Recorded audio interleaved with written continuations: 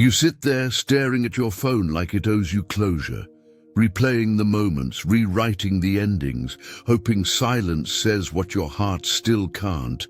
You think if you stay quiet long enough, she'll remember, she'll regret, she'll return.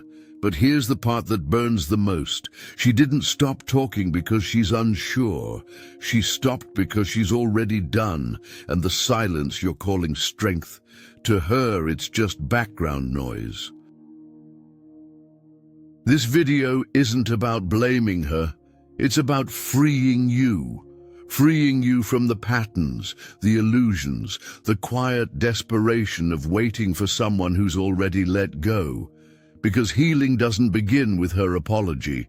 It begins with your awareness, and the moment you stop chasing answers, you start reclaiming yourself. You're not here to win her back. You're here to stop losing yourself in the process. Comment, I don't chase what walked away. Number 1, her silence is not a test. The hardest truth to swallow is the one spoken through silence. You keep checking your phone like it holds some kind of sacred prophecy. You stare at the screen, rereading old messages, scrolling through her last posts, convincing yourself this quiet between you isn't the end. It's just a pause, a beat in the song, a space in the sentence. You think maybe she's waiting for you to speak. Maybe your silence is a message, and she's just taking her time to respond. Maybe she's confused. Maybe she's hurting too. Maybe this is just a test, and if you wait long enough, she'll come back. With clarity, with regret, with love. But here's the part that stings. She's not confused. She's just not invested anymore. And her silence. It's not an invitation. It's an answer. This isn't some love story climax where the lovers stare across a crowded room, hearts pounding, lips trembling, silence stretching out like a bridge between them. No.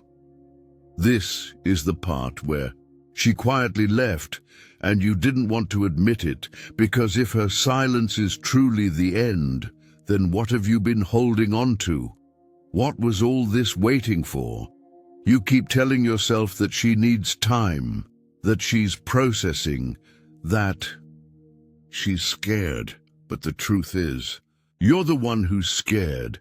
Scared to admit that the connection has died. Scared to admit that the silence isn't charged with feeling, it's empty with finality. We romanticize silence. We give it weight. We pretend it's full of meaning, like she's choosing not to speak because of some deep emotion she can't express. But psychology will tell you this. When people care, they reach out. When people are unsure, they still check in. When people are invested, they don't vanish. Silence is not suspense. It's a symptom of disconnection, the harsh reality. You were hoping silence meant she was thinking about you, but she wasn't. She was just moving on. And every second you wait for her to speak, you silence your own healing. Your mind will try to protect you. It'll say, she must be confused. She's trying to figure it out. She's giving you space. But none of that is true. Not anymore. That's not detachment. That's denial wearing perfume. A Stoic doesn't cling to hope disguised as fantasy. A Stoic sees what is, not what he wishes it could be. He faces the cold wind with stillness. He doesn't beg the storm to stop. He just stops trying to pretend it's not raining. So here's your shift. Stop waiting for her to explain what her silence has already screamed. Stop imagining she's holding back some great confession. Stop believing you are the center of her emotional world. You're not. Not anymore. And that's okay. That's power, if you're willing to take it. Because when you realize that her silence isn't about you, when you accept that she's not confused, just uninterested, You stop performing, you stop waiting, you stop bleeding out in hopes she'll notice, and in that stillness something happens, something quiet, but strong. You feel the grief rise, you let it, and then you finally stop talking to ghosts, because you no longer need her response to reclaim your worth. You are not here to be tested, you are here to be transformed. So sit with this. She's not confused by your silence. She's just already gone, and you're finally ready to walk forward, not with noise, but with peace. You weren't waiting for her to speak. You were waiting for yourself to listen. Number 2, you were fighting for attention, not connection. You didn't miss her presence. You missed your reflection in her eyes. You tell yourself it was love. That's what makes the pain noble, right? That's what keeps the story alive. The idea that it all meant something. That the ache in your chest is proof of something deep, something real, something sacred. But if you sit with the silence long enough, if you stop talking and start listening, you'll notice something strange. You don't miss her. You miss how you felt when she looked at you. It wasn't the connection you were chasing. It was the attention. Because when she pulled away, you didn't crumble from absence. You unraveled from invisibility. You didn't reach out because you were overflowing with love. You reached out because you felt erased. There's a difference. That craving, the one that kept you typing and deleting late-night texts, the one that made you rewatch her stories just to see if she'd notice. It wasn't longing for love, it was desperation to feel real again, to feel seen, to matter. And that's a hard truth to swallow, because love should be mutual, whole, steady. Not something you need to win back like a trophy, but when a man is broken, when his sense of self is tied to being needed, being desired, being chosen, then the absence of attention feels like annihilation. You weren't craving her warmth, you were drowning in the cold of being ignored. Psychology has a name for this. It's not romance, it's reinforcement, the addictive loop of validation and withdrawal. It's the dopamine hit of being seen, followed by the crash when you're not. In toxic dynamics, love isn't love, it's performance. It's chasing a high. And the moment it disappears, your worth feels like it goes with it. But that's the illusion. That's the lie you've been living, because attention isn't affection. And just because someone saw you doesn't mean they valued you. Just because she touched you doesn't mean she held you. And now here you are, hurting not because she's gone, but because without her gaze, you forgot how to see yourself. That's where the stoic in you has to rise.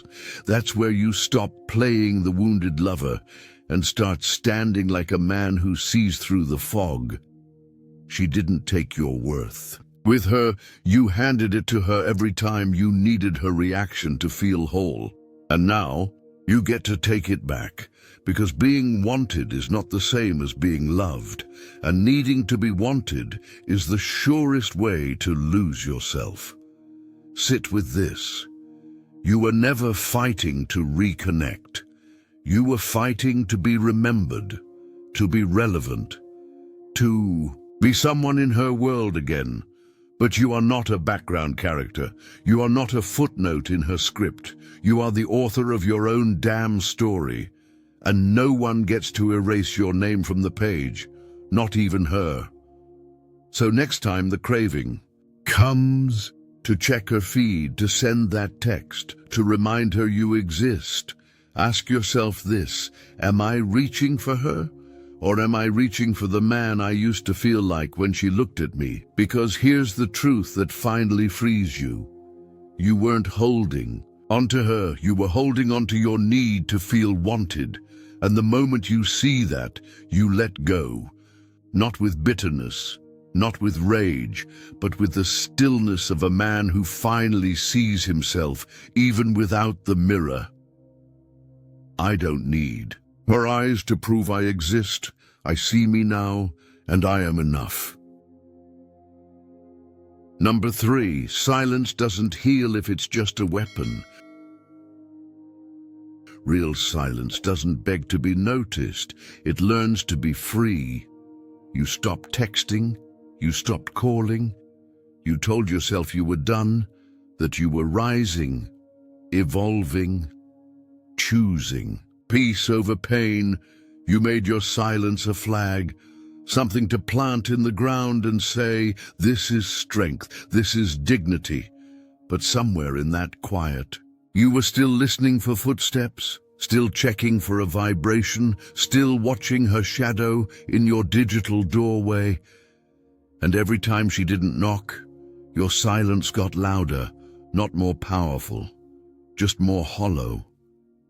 Here's the quiet question most men don't want to ask themselves. Did you go silent to heal or to be heard? Because there's a difference. One is sacred, the other is a strategy. You didn't disappear to protect your peace. You disappeared to make her feel your absence, to trigger the missing, to flip the script, to become the one who walks away, not the one left behind. But that's not peace, that's performance. And deep down, you know it, because silence, when weaponized, becomes just another argument, a quieter one, a slower one, but still a fight, still a reach. You weren't just hoping she'd notice, you were depending on it. Every unspoken word was a hook, every withheld message was bait. You crafted your silence like a mirror, hoping she'd see her own reflection in your distance, and suddenly, remember your worth. But healing doesn't work that way. It's not something you use against someone. It's something you do without them. Psychology will tell you, when silence is used to manipulate, it keeps the wound open. It doesn't close anything. It just hides the bleeding beneath a clean surface. Men often use this kind of silence as a shield, not to block out the past, but to provoke a reaction from it, to make her reach out, to make her feel guilt, to prove you still matter. But that's not healing. That's hostage-taking. And here's the brutal truth. If your silence has a motive, it's not silence. It's noise in a nicer outfit. The Stoic way is different. It's not passive-aggressive. It's not performative. It doesn't need to be seen. Real silence, true inner quiet, is born from detachment, from letting go not just of the woman, but of the need to be seen by her. You don't go silent to change her. You go silent to meet yourself. And in that meeting, something shifts. You stop checking your phone, not because you're forcing yourself, but because you genuinely forget to, because your world no longer orbits her attention. You stop watching her feed, not because you're playing a role, but because her life is no longer your business. Her thoughts, her feelings, her absence, none of it belongs to you anymore. And that is freedom, not control, not games, just stillness. You weren't quiet to heal. You were quiet to manipulate her memory of you. But now you get to rewrite that silence, make it sacred, make it real. So stop using your absence as a performance. Stop hoping your ghost makes more noise than your voice ever could.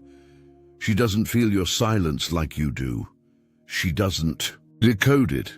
She doesn't lose sleep wondering why you haven't called. She's not in that loop with you. You are alone in that game, and it's time to walk off the field.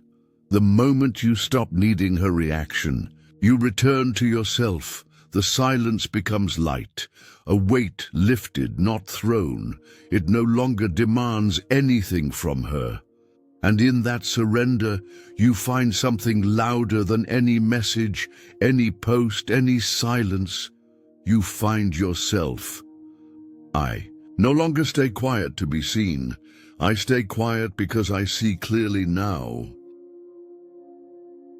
Number 4, she's not the same girl you fell for. You're not grieving her, you're grieving the version of her that no longer exists. You keep seeing her in flashes, not as she is now, distant, cold, unreadable, but as she once was.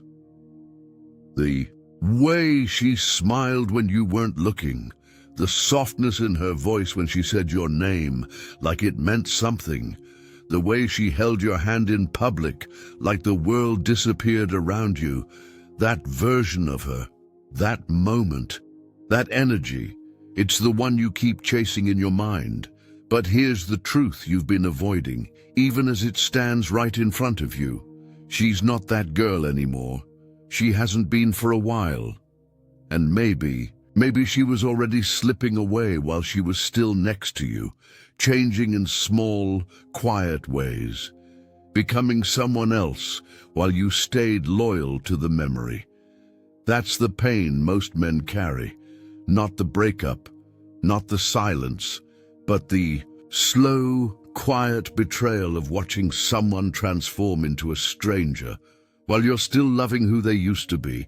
You thought it was a phase, that the distance, the disconnection, the shift in her tone was something you could fix. You blamed yourself. Maybe if you were more present, more patient, more perfect, you could bring her back. But you weren't fighting for a relationship. You were trying to resurrect a version of her that no longer exists. And that's a war no man wins. Because people change. And sometimes they change. Away from you, not in anger, not even with intention, just quietly. She stopped asking about your day.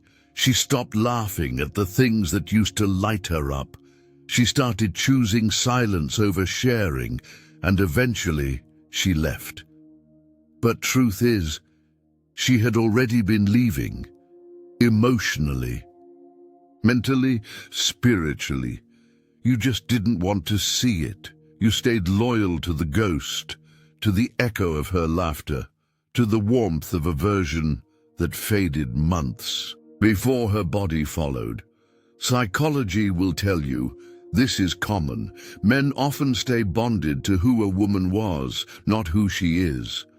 You anchor yourself to a past moment, a golden hour, and everything after that becomes a desperate attempt to get back there. But nostalgia is not truth. It's a painting of a moment that no longer lives. And holding on to it keeps you in a loop, fighting for someone who isn't fighting for you, longing for someone who isn't even that person anymore. The Stoic path doesn't ask you to hate her. It doesn't demand bitterness. It demands honesty. It asks you to mourn her fully. Not just the breakup, but the death of who she used to be.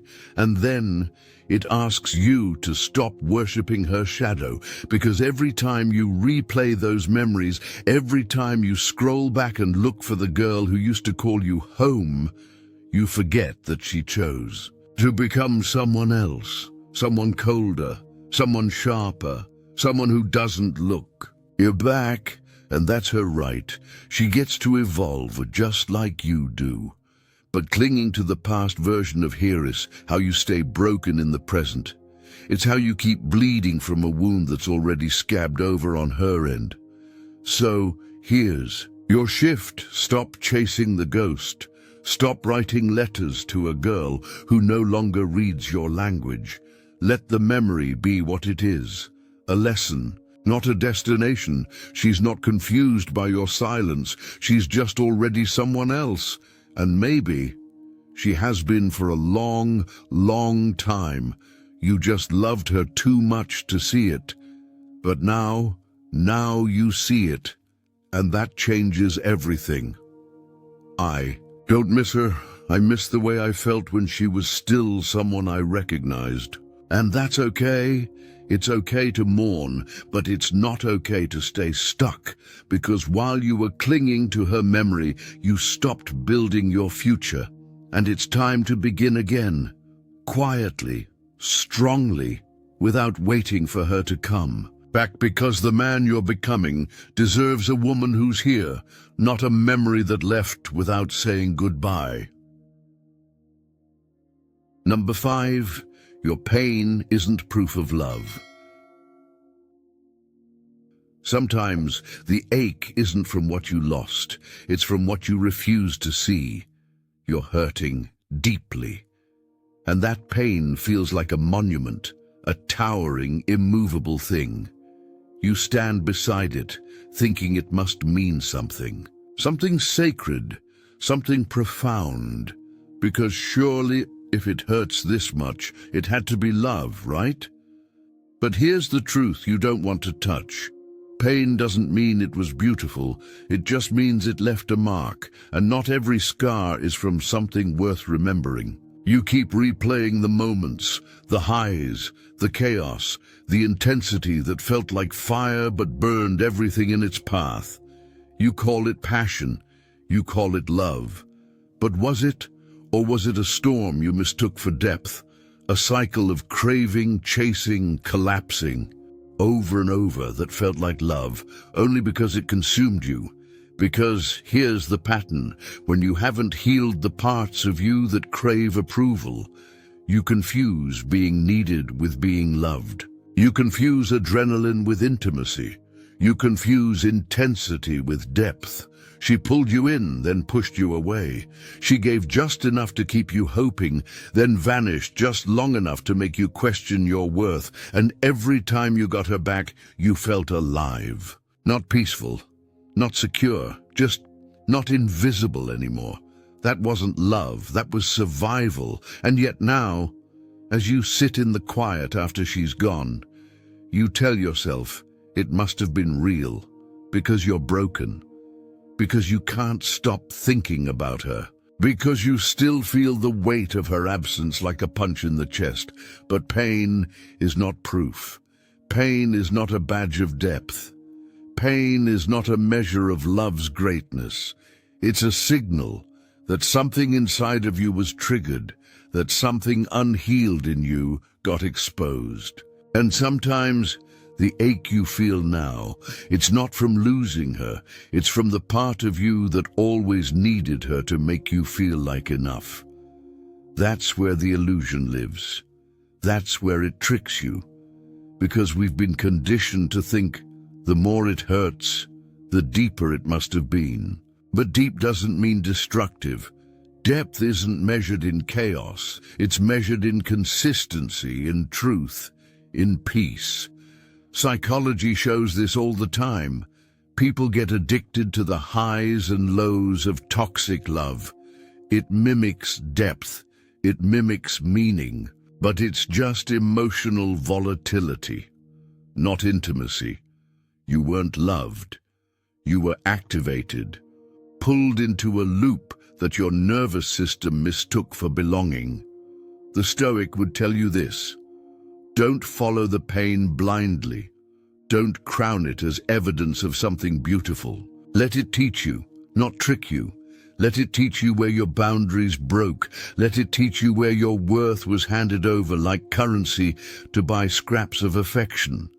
Let it show you how you confused intensity with intention, because the real shift, the real power, isn't in proving how much you hurt. It's in owning why you stayed in something that made you this small. You are not weak for feeling. You are not soft for missing her, but you are not wise until you understand this. Pain is a messenger, not a monument. You don't worship it. You read it. You thank it, and then you release it, because this wasn't love. Not the kind that builds, not the kind that steadies, not the kind that nourishes a man. This was ego, wrapped in regret, fighting for a fantasy you thought would fix everything inside you. But here you are, still here, still breathing, and maybe for the first time finally seeing clearly. I don't measure love by how much it hurt. I measure it by what it built, and this built nothing but illusions. Let that be your clarity. Let that be your peace. Number 6, she doesn't need closure. You do. You're not waiting for her words. You're waiting for your wound to make sense. You keep telling yourself you need answers, that it's not about getting her back. It's about understanding what happened, about hearing her say it, that it wasn't your fault, that she regrets it, that she sees the pain she left behind. You're not chasing her body anymore. You're chasing her accountability. And that's the most deceptive trap of all, because it feels rational, it feels clean, mature. You tell yourself, I just want closure. But if we're being honest, brutally honest, you're not asking for closure. You're asking her to feel what you feel, to validate what she broke, to make your pain feel earned, not pointless. But here's the part that's hardest. To accept she doesn't need closure. You do. And she's already made her peace, while you're still haunted by conversations that only ever happened in your head. Because closure isn't a conversation, it's a decision. And no matter how much you rehearse what you'd say, no matter how many drafts of that final message you type out in your notes app, she's not coming back to complete your sentence. She already ended it. She already walked away from the table while you're still holding the bill. Psychology tells us something simple but sharp. The one who detaches first often walks away clean, because they've been letting go for months. Emotionally, mentally, spiritually. By the time they physically leave, they've already processed the exit, they've already rewritten the story in their mind, and they've left you in a chapter you didn't realize was over. You're waiting for her to acknowledge what she did, to say, I hurt you, and I'm sorry. You think that'll let you move on, but what if she never does? What if the apology never comes? What if she never admits the role she played in your unraveling? Would you stay broken forever? That's the danger of outsourcing your peace, of making your healing dependent on the conscience of someone who's already left. You've got to stop waiting for her to give you something she doesn't even owe you anymore. It hurts, of course it does, because you didn't just lose her. You lost clarity, you lost the meaning, you lost the version of you that made sense when you were with her, and that's where closure begins, not in her mouth, but in your mind. A stoic man doesn't beg the past to explain itself. He sits with what happened, the raw, the unfair, the unspoken, and he makes peace with the fact that justice may never come from others. It has to come from within. You can't force her to understand. You can't demand an apology from someone who doesn't see what they did as wrong. You can't build your healing around her change of heart, because if she has already moved on, then every second you wait is a second you bleed from a wound she stopped noticing. You think closure is something she gives you, but real closure is what you give yourself when you stop needing her side of the story to validate your side of the pain. You stop chasing the why. You stop trying to make her your mirror. You stop hoping that one last conversation will clean the slate, because it won't. Some stories don't end with understanding, they end with distance, and that's okay, because you get to choose what happens next. You get to rewrite the meaning. You get to close the book, not because you have all the answers, but because you know. Longer want to live in the questions? Let this be the truth that sets you free. She's not confused. You're just still clinging to a conversation she already ended. And you're ready to stop waiting for the echo. You're ready to hear your own voice again, calm, certain, clear. I don't need her words to end this chapter. I need my own silence to begin the next. Number 7, you are not who she left. You didn't lose yourself in the breakup. You found the man she never stayed long enough to meet. You keep thinking about the version of you she walked away from, the moment she turned cold, the silence that followed, the hollow feeling of being unchosen. You remember your mistakes, the things you should have done differently, the words you didn't say, or the ones you said too often, too loud, too late. And in that spiral, something dangerous starts to form, the belief that she left because of who you were, that maybe you were never enough, or worse, that maybe you were too much. But what if I told you this? You are no longer the man she left. That man, the one who begged, who chased, who shrunk himself just to keep her comfortable, he doesn't exist anymore. The silence changed you. The pain carved something deeper into you. Not weakness, not bitterness, but clarity, stillness, strength. You are not trying to win her back, you're trying to win yourself back, and that is the real transformation. After a breakup, a man stands at a crossroads. He either spends his energy proving he was worthy of staying, or he spends it becoming someone who no longer needs to be chosen to know his value. Psychology shows us that after loss, especially romantic loss, your sense of self becomes fluid, unsteady. You question everything, your identity, your direction, your worth. And this is where many men get stuck. They spend months, even years, orbiting the memory of who they were in that relationship, measuring themselves by her opinion, by her departure, by her silence. But here's the thing. That version of you was never meant to be permanent. He was a chapter, not the final draft. Breakups feel like endings, but they're actually beginnings dressed in pain. And pain is the most honest editor you'll ever meet. You've learned to sit in stillness, to stop chasing noise, to let the quiet rebuild you, not destroy you. You've stopped performing, stopped waiting, stopped bleeding just to prove you're alive. She left because something in her decided you weren't it anymore. That's not your burden to carry. That's her choice, and she has to live with it. But you've been doing the work alone, quietly, without applause. You've been showing up for yourself on days you didn't want to. You've been building discipline in the dark, learning how to be steady, not just intense, how to be present, not just available, how to be whole, even when no one's watching. And that is a man worth becoming, not for her, not for the next woman, but for you.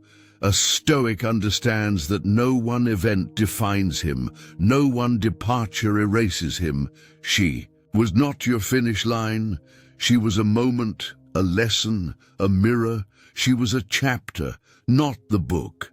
And now that chapter is over, not with bitterness, not with rage, but with gratitude, because she walked away and gave you back to yourself. You no longer need her to see your worth, because you finally do. You're no longer asking, why wasn't I enough? You're standing in the mirror and saying, I'm not who she left. I'm who I was always becoming. So let this be your peace. You're not healing to prove her wrong. You're healing because you were always right to begin with. I am not who I was when she left. I am the man who rose when no one was watching. You've walked through the wreckage, picked up the shards of who you thought you were, and slowly, steadily, you've started to see yourself again, not through her eyes, not through the past, but through the calm clarity that comes after the storm. This wasn't about getting her back. It was about getting you back, the you who no longer begs to be seen, the you who doesn't chase closure, approval, or recognition, the you who sits with the pain and listens instead of reacting, the man who can stand in silence, not as punishment, but as peace. This is your shift, from proving to becoming, from needing to knowing, from longing to leading. yourself. Let her memory fade. Let the unanswered questions dissolve. Let every word you didn't say rest in the stillness you now choose on purpose. You don't need to win her over. You've already won something greater. Your self-respect, your control, your clarity. You're not who you were when she left. You're who you were always meant to be. Beneath the noise, beneath the ache, beneath the performance. And from here on out, you don't move to get a reaction. You move to protect your peace. Comment, I am not who I used to be. Subscribe if you've stopped waiting for closure and started writing your own ending.